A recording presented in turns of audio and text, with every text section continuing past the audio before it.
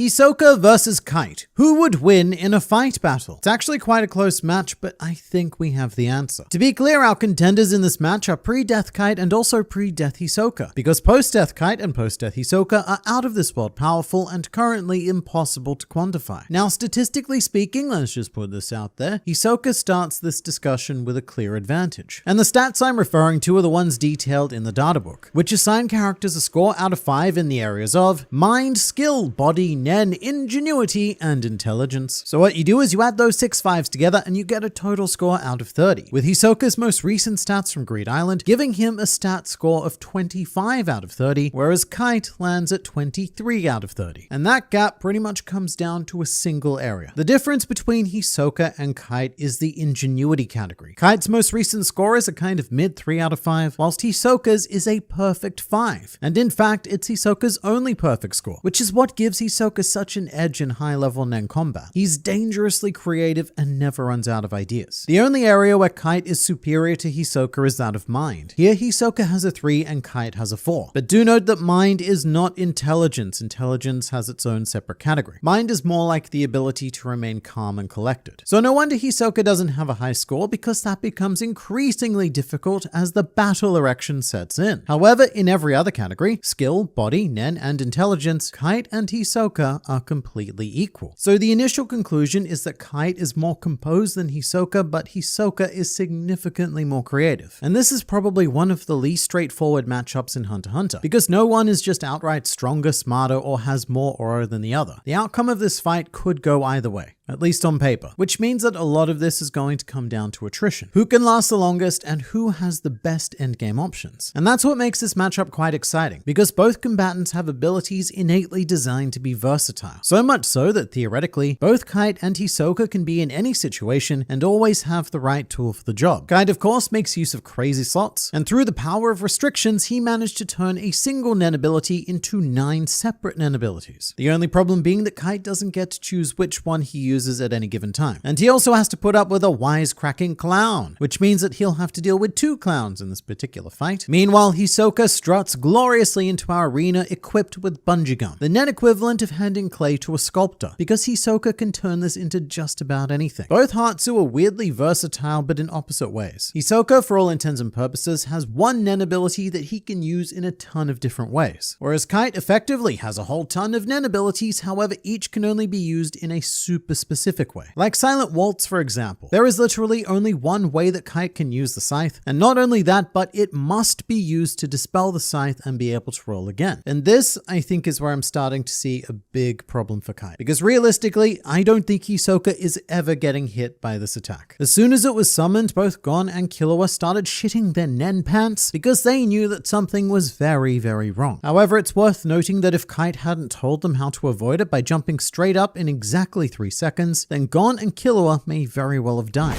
But also, that's because they're inexperienced, because most 11-year-olds are. Whereas I think that Hisoka is experienced enough not only to sense this feeling, but also put 2 and 2 together with the scythe. You know, what's he gonna do with that? Probably swing it, because that's the only way he can use a scythe. So let's get out of any sort of swingy trajectory and just not get hit. Sound like a good plan, Hisoka? Sounds like a great plan, other Hisoka. You always have the best plans, Hisoka. I think I love you, other Hisoka. Come here, Hisoka. That's an often forgotten aspect of Kite's abilities. He has a lot of them, but they tend to function in pretty, almost painfully straightforward ways. It's the same with Carbine. I don't think Hisoka is ever getting hit by a projectile with a predictable trajectory, which is good, very good, because to Kite's credit, I don't think Hisoka could block any of these attacks with bungee gum. Something we need to acknowledge is that all of Kite's attacks pack an insane output due to their heavy restrictions. So Hisoka isn't going to be blocking these bullets as easily as, say, Goto's coins. But when it comes to sheer versatility, fighting Hisoka using Kite's moveset would scare me. And I imagine that for Hisoka, the whole affair kind of turns into an RPG boss battle, where after a while you learn all of Kite's moves and understand how to anticipate them, because Kite can only use them in particular set ways. Meanwhile, Kite is always on edge, constantly trying to predict what kind of wacky way Hisoka's gonna use bungee gum next. I feel like if Kite is to win, it would need to be immediately, which is possible. If Kite can land a hit off any of his weapons, Hisoka is going to take serious, potential potentially even fatal damage. The problem being that the weapons we've seen so far are so easily telegraphed. A scythe that acts like a scythe and a gun that acts like a gun. So it would need to be with a weapon that we haven't seen yet. Something ideally less predictable in technique as well. Because if the other slots are all simple weapons, then they'll probably function similarly to said weapons we've already seen. Hisoka needs to be caught off guard by one of the weapons and terminated. Because every weapon Hisoka survives is going to be a dead weapon in the future. So Kite's got a grand total of 9 bites at this horny clown apple, whereas Hisoka has as many bites as his gun-based imagination will allow. So in terms of intelligence, Hisoka has an undeniable edge. Not because he's smarter than Kite, they're both about equal, but because Kite isn't allowed to plan because he never knows what weapon he's going to be allowed to use. Meanwhile, Hisoka can play it safe, bide his time, and enjoy the battle, and as soon as he sees a repeat weapon pop up, implement a counter. In a battle of attrition, I can't see Kite winning. And a lot of that comes down to the key idea of ingenuity. Hisoka isn't going to run out of ideas, whereas Kite has a set limit of ideas that are forced upon him. It's not so much that Kite isn't creative, although his points and creativity are not good, but it's more that he's heavily restricted in how he can express his creativity. Now, one obscure factor that may actually help Kite is that in Chapter 1, he carried a katana. However, this weapon isn't present when he appears again during the Chimera Ant arc, and there are 2 theories for this. Number 1 is that the katana itself is actually a Crazy Slot's role. A basic sword, that would make sense. And this one is that Togashi either forgot or didn't care and just omitted it in favor of a better idea, considering that when drawing Chapter 1, he hadn't even come close to fully conceiving of Nen yet. And I suppose an in-world explanation would probably be that Crazy Slots has another restriction that only allows the use of weapons it creates. But I only bring it up though because if Kite did have a sword as a separate non-Crazy Slots option, then it would make him slightly more versatile and slightly more able to plan against Hisoka. Something that also works well for Kite is range. From what we've seen, Hisoka almost always has an advantage in close range combat, because even in the one fight Hisoka did lose in the series, Chrollo always had to keep his distance. And from what we've seen, Kite is a naturally long range combatant, so he doesn't have to fight against Hisoka in his preferred arena. However, this is what makes Hisoka so insanely dangerous though, because he's very capable at fighting to mid to long range as well. Bungee Gum is said to have a maximum stretch limit of 10 meters, so anywhere within a 10-meter radius of Hisoka is his territory. It's a very dangerous range. And so this is one match where we should seriously consider physicality, primarily due to how even they both are in almost everything else. So Kite admittedly does look pretty scrawny, but he's not to be underestimated physically, or is he? His feats are problematic because in the 2011 anime, he did show a high level of martial arts skill against Yunju, but that never happened in the manga. Also, allegedly Shoot had a very difficult time fighting against Kite's corpse, which is notable because the corpse couldn't use Nen at all, so it was completely vulnerable and still a formidable fighter. The problem is we don't know how much of this, if any, was Kite and how much of it was Pito's puppeteering ability. Speaking of Pito, we do know that Kite was a fighter so proficient that even though Pito won, they wanted to go at it again. And with that in mind, it's hard to see Kite as anything less than a world-class fighter, which is good for him because that's literally what Hisoka is, a floor master of Heaven's Arena and one of the most skilled battle clowns in the world. So one question you could ask is, would Hisoka have fought so well against Pito? Which is probably best saved for another video, but I think Hisoka would have done at least just as well as Kite did. We also know that Hisoka is a bit of a raw power beast. In the Phantom Troop arm wrestling rankings, Hisoka was 3rd in the entire group. Only Uvogin and Finks were physically stronger than him. And to be clear, that makes Hisoka stronger than the Hulk that is Franklin, who was 4th. In strength, both are probably roughly equal, but then again, if I had to choose, I would almost certainly give it to Hisoka. Kite is super skinny, and in the world of Nen combat, look, that's fine, because whoever can 10 Ren, Ko, and all of the other things better kind of makes physicality irrelevant. However, if we have 2 Nen users of equal skill, intelligence, and or reserves, then that becomes a different matter. Physicality all of a sudden becomes very relevant again. And I'd also say that Kite has a rather unfortunate Nen affinity for any physical-based combat against Hisoka. Hisoka is a transmuter, and Kite is a conjurer, thus making them Nen ring neighbors. However, Hisoka's natural affinity is one step closer to enhancement. So when needed, his aura investment in general enhancement is going to be more cost-effective than Kite's. So if they both had equal aura reserves, then Kite's would be depleted more rapidly. Again, in a battle of attrition, if it did unfortunately come down to a bit of a slugfest, Kite is in a terrible situation. Because physically, and even with Nen, Hisoka has the advantage. And I'm actually starting to think that Hisoka might be one of the worst possible opponents for Kite. So let's examine the field of mind, because I think that holds Kite's only real chance at victory. Consider this situation. Should Should Kite put up a good fight, which I think he would, Hisoka would naturally get aroused and potentially become vulnerable due to doing less thinking up here and more thinking down here. However, that's a bit of a trade-off because when aroused, yes, Hisoka's intelligence does drop, however, his instincts sharpen, presenting an entirely new problem for the opponent to deal with, but a problem that might not necessarily be a problem for Kite. Because Kite is a proper hunter in the more traditional sense and is exceptionally skilled with dealing with instinctual beasts. It's his entire area of expertise, and Kite's whole Hatsu is geared towards survival in the wild against dangerous instinctual powers. So the best case scenario is that with Hisoka in this state, Kite could use his superior calm and intimate experience to get the better of Hisoka while he's not thinking at 100%. But even then, I think it's a stretch. When I first started researching this video, I thought that it would be a lot more difficult to pick a winner than it is. And I'm still shocked because when I look at these discussions online, I still see the majority of people weighing in Kite's favor. Most of the arguments I see is something like, well, we don't know the rest of Kite's crazy slot moves, which, yeah, it's true, but we've got to go based on what we know. And from what we know, what I would expect are more basic weapons with very straightforward functions. They can't be anything too complex or versatile because that's the whole point of having the crazy slots restriction. Kite almost certainly has an array of single function weapons, which, while immensely powerful, don't work well against an experienced veteran like Hisoka. And so I come back to this. Kite's moveset seems developed for his hunting style, which is encountering beasts in the wild. But Hisoka's moveset is designed specifically for combat. His whole life is dedicated to fighting. They have different priorities. Hisoka is geared for PvP, whereas Kite is geared for PvE, which I think is always going to give Hisoka the edge in this sort of hypothetical matchup. In my opinion, Hisoka is stronger, more versatile, and more likely to win with each passing second of the fight. And while it's not 100% guaranteed to go Hisoka's way, yes, he could get caught off guard, I do still think that the odds are very much in his favor, and I would bet on Hisoka. But what about you? Let me know who you think would win in the comments below.